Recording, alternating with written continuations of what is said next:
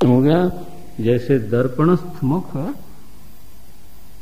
बिंब मुख में लीन हो गया। लीन क्या हो गया? मुखमात्रत्वम, है ना, मुखमात्र रहा।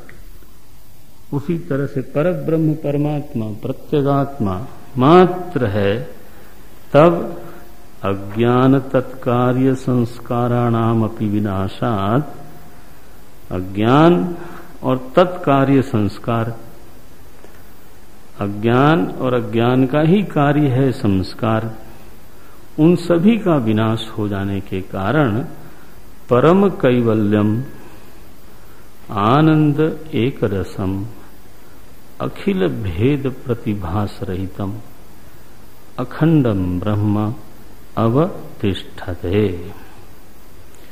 अखंड ब्रह्म मात्र शेष रहता है। कैसा? प्रतिभास रहितम, प्रतिभास रहित, क्योंकि प्रतिभास कराने वाले जो करण हैं वो नष्ट हो गए।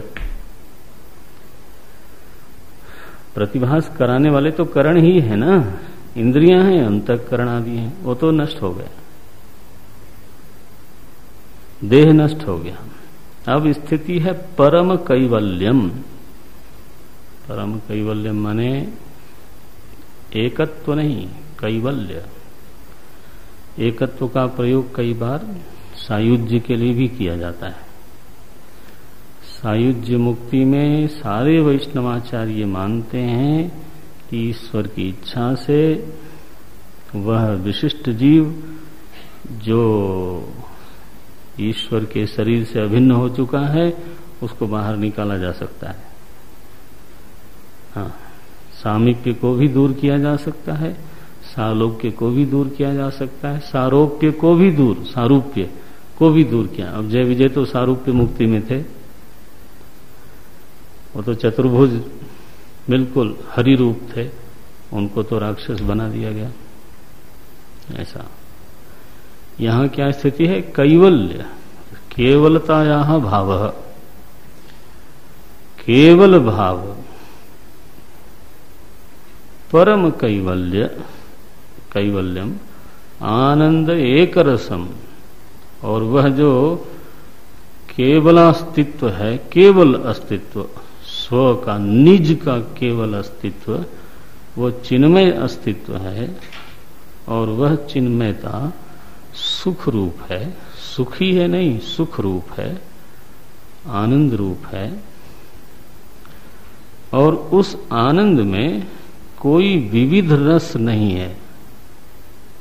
कैसा है? एक रसम।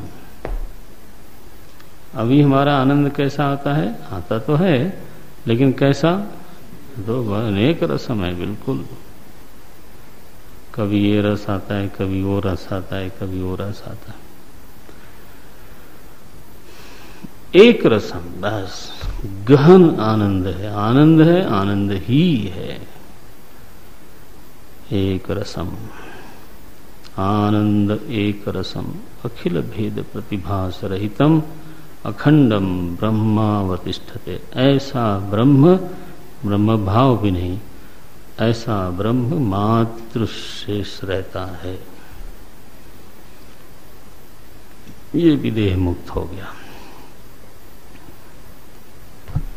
स्वस्वरूपावस्थानम, भागवत में मुक्ति का यही परिभाषा की। मुक्तिर्नाम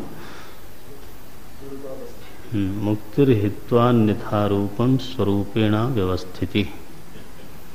भागवत कैसा बोलती है? मुक्तिर्हित्वान्यथारूपम स्वरूपेणा व्यवस्थिति। अन्यथा रूप को छोड़ करके अपने स्वस्वरूप में अवस्थिति, यही मुक्ति है।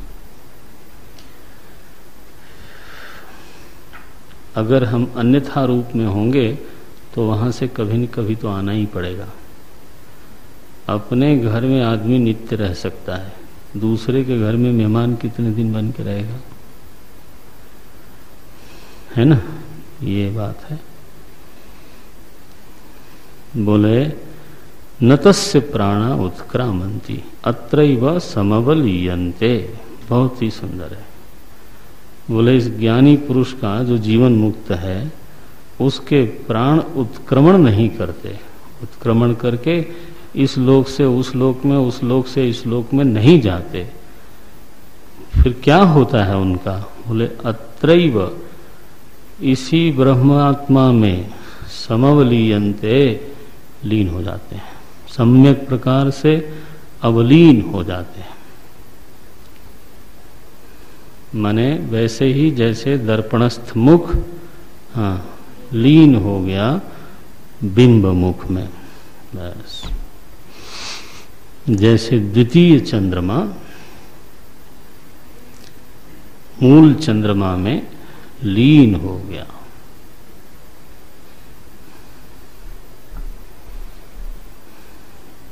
वाह, समवलीयन्ते विमुक्तश्च विमुच्यते इत्यादि श्रुते है।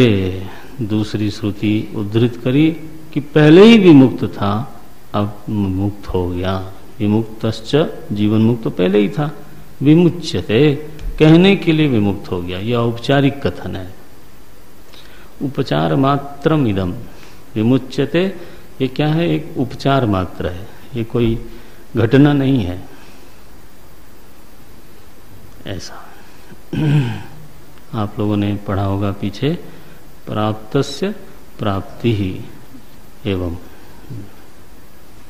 ये विदेह मुक्त इस प्रकार से हो गया। उसके ऊपर एक मंत्र लिखा है आचार्य ने, प्रतिभास रहितम। इस प्रकार से इति श्रीमद् परमहंस परिव्राजकाचार्य वेदांत सार स्वामी सदानंद रचित विरचित वेदांत सार समाप्त। देखो तो हमारी टीका भी समाप्त हुई। यहाँ पर वो क्या बोलते हैं?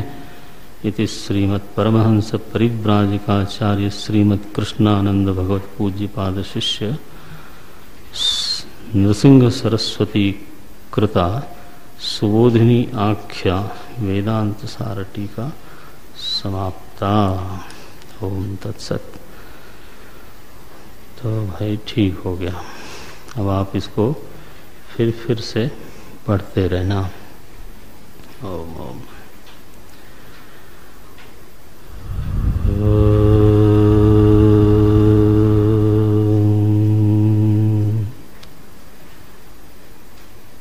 पूर्णमदः पूर्णमिदं पूर्णात् पूर्णमुदच्यते पूर्णस्य पूर्णमादाय पूर्णमेवावशिष्यते। ओम शांति शांति शांति। हरि ओम। श्री गुरुभ्यो नमः।